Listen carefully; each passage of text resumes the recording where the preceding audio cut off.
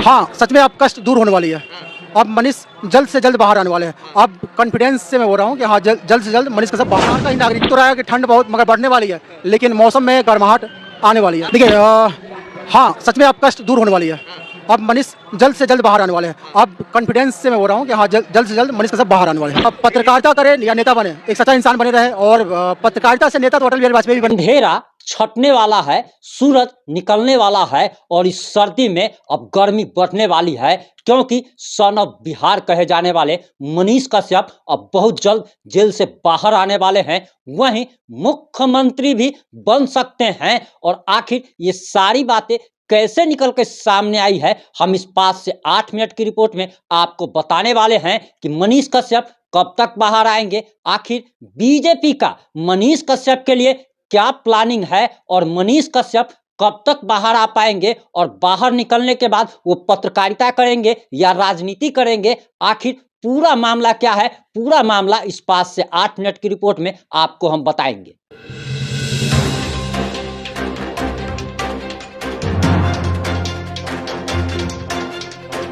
नमस्कार, मैं प्रिंस कुमार सिंह और आप देख रहे हैं पॉजिटिव इंडिया। अगर अभी तक आपने चैनल को सब्सक्राइब नहीं किया है तो खबरों से अपडेट रहने के लिए कृपया चैनल को सब्सक्राइब कर लीजिए, और जो लोग ऑलरेडी कर चुके हैं उन तमाम लोग को सही हृदय धन्यवाद। अब वापस आते हैं अपनी खबर पर।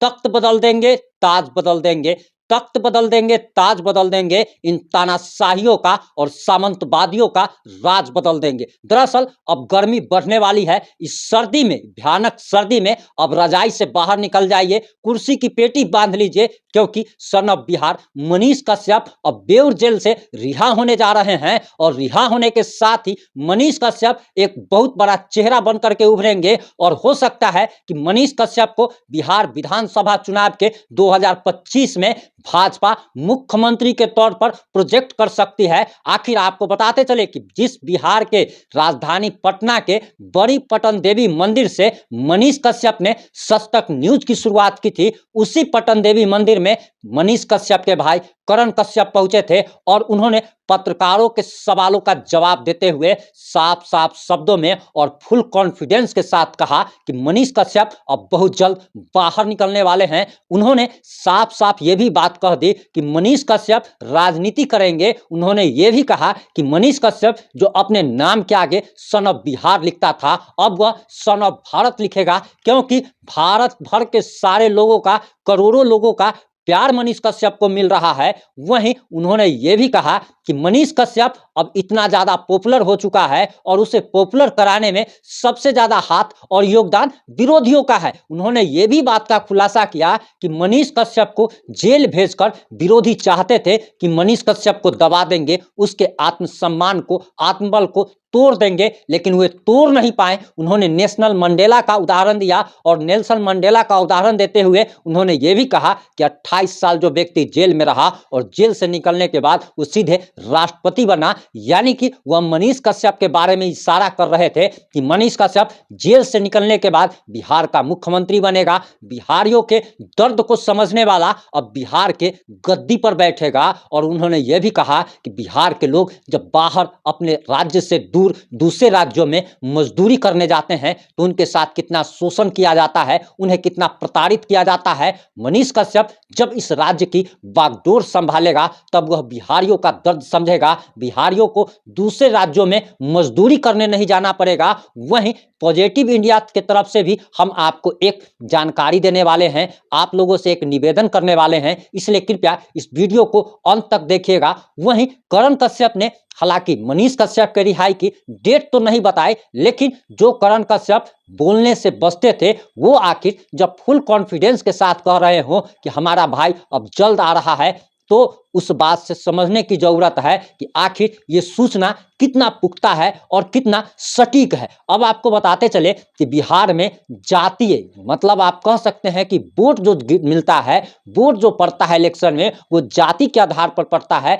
लेकिन मनीष कश्यप ने इस नैरेटिव को बदलने की कोशिश की। मनीष कश्यप ने हर एक वीडियो में कहा कि लोग जाति पाति के नाम पे वोट ना करें बल्कि विकास के नाम पे वोट करें। और यही बात आपको शुरू से ही पॉजिटिव इंडिया भी कह रहा है कि दरअसल जब वोट देने जाइए उस समय आप उस कैंडिडेट को, उस उम्मीदवार को जिताइए जो आपके क्षेत्र के विकास के लिए काम कर सकता हो, जो आपके क्षेत्र में रोजगार पैदा कर सकता हो, जो शिक्षा व्यवस्था और स्वास्थ्य व्यवस्था में सुधार ला सकता हो, ताकि कोई गरीब इलाज के अभाव में ना मरे, कोई गरीब शिक्षा के पैसे के अभाव में शिक्षा ग्रहण करने से ना चूक जाए। वहीं आपको बताते चले कि जब आपको वोट जब देना हो तो उस समय जाति मत देखिए, जाति तब देखिए जब आपको बहनोई चुनना हो, जब जाति तब देखिए जब आपको दामाद चुनना हो। उस समय अगर आप जाति देखते हैं तो आप सही जगह पर हैं, लेकिन अगर आप वोट देते समय अगर जाति देखते हैं तो आप गलत कर रहे हैं और आप अपने साथ साथ अपने आने वाली पीढ़ी का भी भविष्य बर्बाद कर रहे हैं।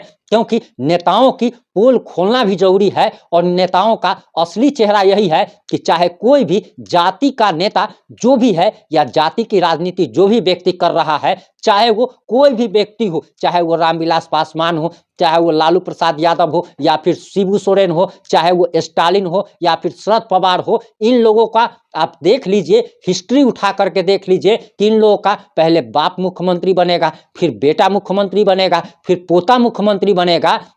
जबकि लालू प्रसाद यादव कहते हैं कि हम यादवों की राजनीति करते हैं, शिबू सोरेन कहते थे कि हम आदिवासियों की राजनीति करते हैं, लेकिन उन्होंने कहां आदिवासी को मुख्यमंत्री बनाया, उन्होंने अपने बेटे हेमंत सोरेन को बनाया। उसी तरीके से आप करुणानिधि को तमिलनाडु में देख लीजिए कि करुणानिधि के बाद एमके स्टालिन आया और एमके स्टालिन के बाद उसका बेटा आ चुका है। वहीं शरद पवार को देख लीजिए कि शरद पवार के बाद उनकी राजनीतिक विरासत को सुप्रिया सुले संभालेंगी। वहीं ममता बनर्जी का हाल देख लीजिए कि ममता बनर्जी के बाद उनके भतीजे गद्दी को संभालेंगे। वहीं मुलायम सिंह यादव के बाद अखिलेश यादव, यानी कि इनको नहीं लगता है कि इनकी जाति में इनसे ज्यादा शिक्षित समझदार कोई नेता हो सकता है। इसीलिए पॉजिटिव इंडिया आप लोगों से निवेदन करता है कि वोट उसी को दीजिएगा जो रोजगार की बात करता हो, जो जात की बात करता हो। उसको इतना झाड़ू मारिएगा, इतना जूता मारिएगा कि वो कभी शर्म के मारे आपसे वोट मांगने तक नहीं आए। वहीं आपको जानकारी देते चले कि दरअसल